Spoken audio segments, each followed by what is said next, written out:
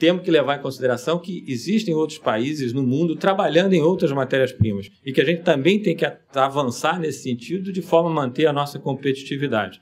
Tecnologia, e aí eu acho que a própria Embrapa pode colocar e o que ela já tem feito em termos disso, né? Enfim, a gente tem que procurar fazer essas escolhas sempre linkadas àquilo que pode trazer vantagens competitivas para o país. Tá? Alguns exemplos de inovação sustentável, aí a gente pode colocar em termos de bioquímicos e biocombustíveis.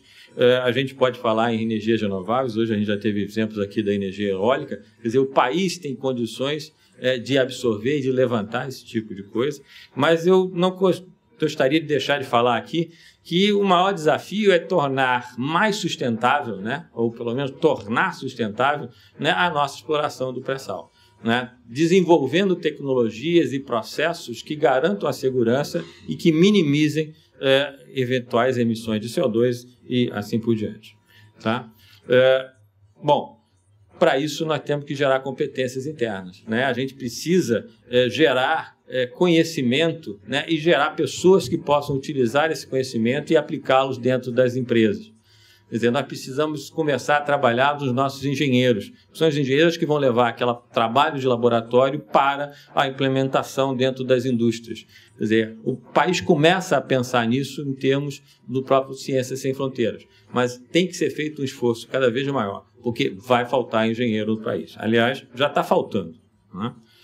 Da mesma forma, a gente tem que começar a trabalhar as universidades, para que elas formem exatamente esses profissionais que são necessários para que isso possa ser feito, né? E aí, no caso, a gente fala um pouco de tentar sair, né? Existe um trabalho interessante no final da década passada, na verdade, no final da década de 90, onde eles comparam as universidades no mundo todo, né, e colocam quadrantes, né? E o Brasil ele tem que passar para o quadrante Pasteur. Hoje ainda está muito no quadrante de Bohr. O que quer dizer isso? O quadrante de Pasteur é onde a universidade ele tem um foco muito grande correlacionando aplicação e conhecimento, né? O Brasil, até a década de 90, nossa universidade estava muito no foco de Bohr, onde você tinha um foco grande em conhecimento e pouco em aplicação. Quer dizer, na verdade, a gente tem que tentar mudar as universidades e aproximá-las da indústria e que elas façam mais projetos e mais desenvolvimento e preparem o pessoal, né, os profissionais, para o trabalho dentro das indústrias e dentro da aplicação. Tá? E aí é que eu falo, a gente precisa ter massa crítica, gerar realmente profissionais, gerar conhecimentos que possam ser aproveitados e colocados dentro do mercado. Um outro ponto que é importante é a fase de escalonamento. Quer dizer, hoje, e eu trabalho muito com universidades, tanto no país como lá fora, o grande problema é você pegar aquele desenvolvimento inicial que está dentro da universidade e que tem um custo pequeno, né? Se você pensar em termos de como é que cresce o custo ao longo de um desenvolvimento, ele cresce exponencialmente. E aquele início dentro da universidade ele é o pequeno. Quando você quer sair para o próximo passo, que é o da planta piloto, ou da planta de demonstração, ou protótipo, é que o custo cresce, né? E esse custo hoje não é coberto em nenhum dos instrumentos dentro do país. E isso não é um problema só do Brasil, né? A gente encontra isso dentro dos Estados Unidos, a gente encontra no Canadá, a gente encontra dentro da Europa. O que o Brasil hoje precisa, né, e ainda está muito atrás, é de ter instrumentos de compartilhamento de risco que permitam que esse tipo de atividade possa fluir sensivelmente para frente, tá? E possa evoluir, né, nesse sentido,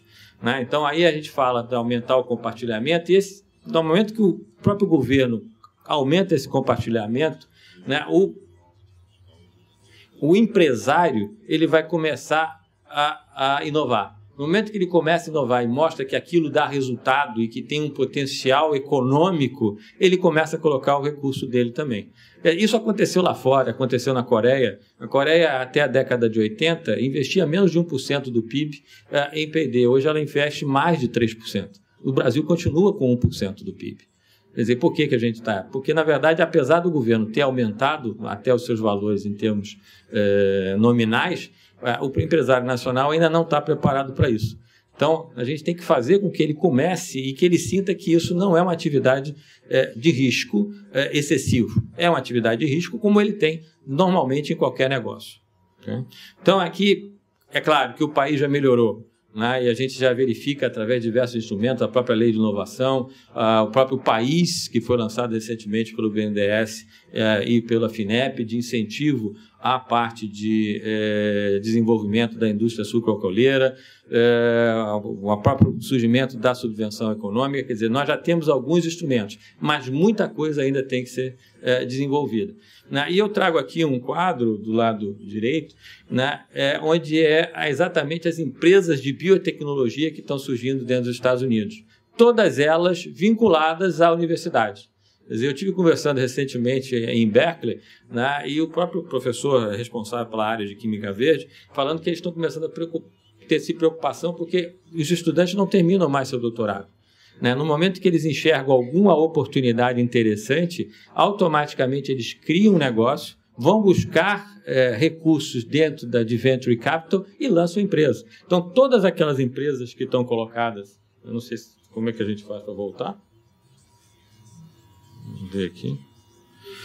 Do lado direito, como Global Bioenergy, Gevo, Amyris, todas elas nasceram de professores e de alunos de universidade, né? E hoje, ano passado, nos últimos 2 anos, tem sido feito IPOs onde elas conseguem coletar $200 milhões, $300 milhões.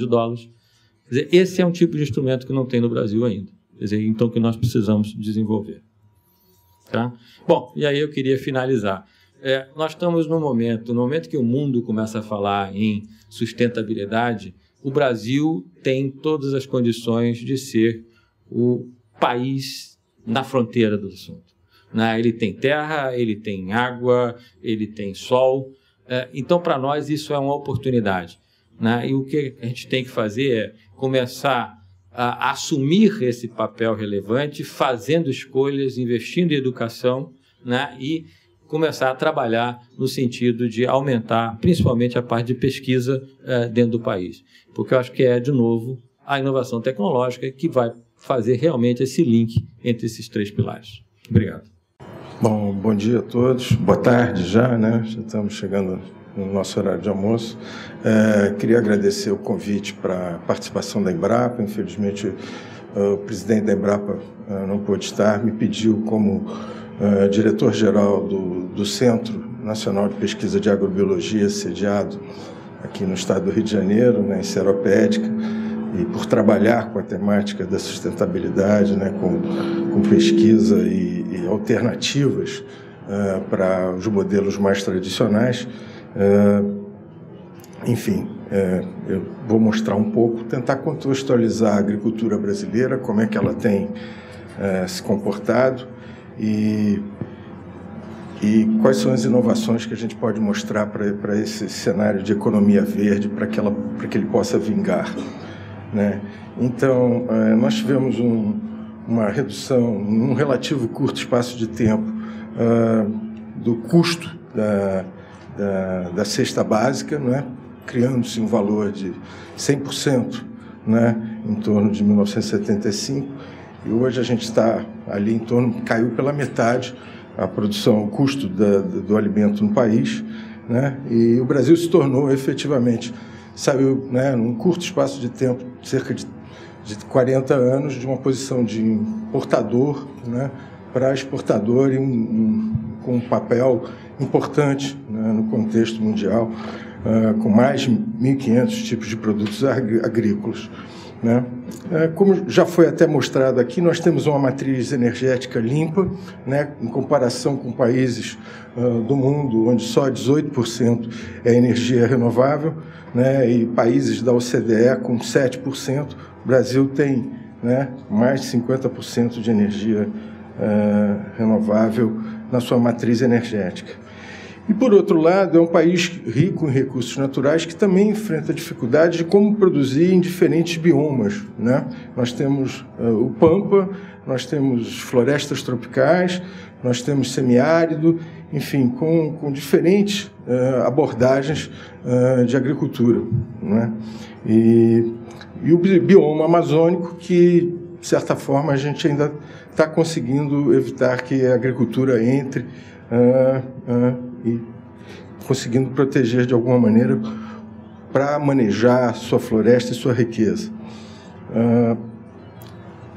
possui um sistema de pesquisa agropecuária bem fundamentado, não só com mais de 70 universidades, com organizações estaduais de pesquisa. Aqui no estado do Rio de Janeiro nós temos a Pesagro Rio, mas nós temos o IAC com mais de 100 anos, né, o Instituto Agronômico de Campinas, enfim, uma rede de pesquisa da própria Embrapa com cerca de 45 centros de pesquisa, né, e um setor privado bastante atuante. Então, os fundamentos para que a gente tenha hoje uma ciência e tenha uma voltada para a agricultura tropical, né, vem não só do empreendedorismo dos agricultores, mas de ter uma política de investimento em pesquisa, né, e disponibilidade de infraestrutura, enfim, da questão da sua extensão territorial e o clima favorável, né, e esse conjunto de fatores nos tem permitido superar e avançar em termos da busca de uma agricultura mais sustentável. Nós conseguimos aumentar significativamente a produção por hectare, né, e a produção e a produtividade geral quase em 3 vezes, enquanto a gente só cresceu a área plantada em 20%. Né?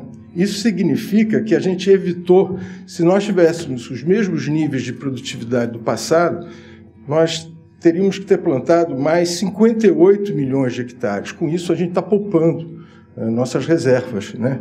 E isso é fundamental na questão da sustentabilidade e proteção dos nossos biomas. Saiu-se de uma agricultura em que a gente via nos anos 70 de erosão do solo, né, e perda da matéria orgânica, se aplicava muito fertilizante e nem assim tinha-se resposta para modelos mais sustentáveis, né, sistemas integrados, onde hoje é possível você ter uma mesma área lavoura, pecuária e floresta. Né? São modelos que, sem dúvida, protegem mais o solo, evitam essa erosão, né, e permitem ganhos de produtividade também.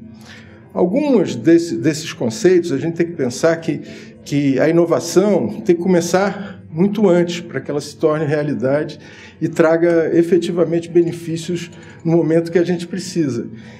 Um desses casos emblemáticos é o caso da fixação biológica de nitrogênio. Tem que voltar um pouquinho lá naquelas aulas de biologia que a gente teve lá na escola, mas que é uma simbiose, quando 2 organismos vivos se juntam para tirarem benefício. Essa é uma simbiose entre plantas e bactérias do solo, bactérias benéficas.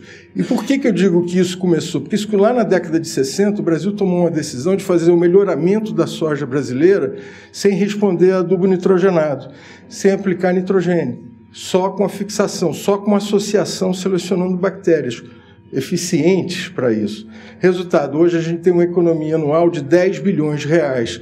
Isso é aproximadamente quase 6 vezes o orçamento de toda a Embrapa, com uma tecnologia apenas gerada. Então a gente está partindo, isso se acontecia com plantas da família das leguminosas, tipo feijão, soja, feijão calpi. Hoje a gente está conseguindo levar essa tecnologia para as gramíneas.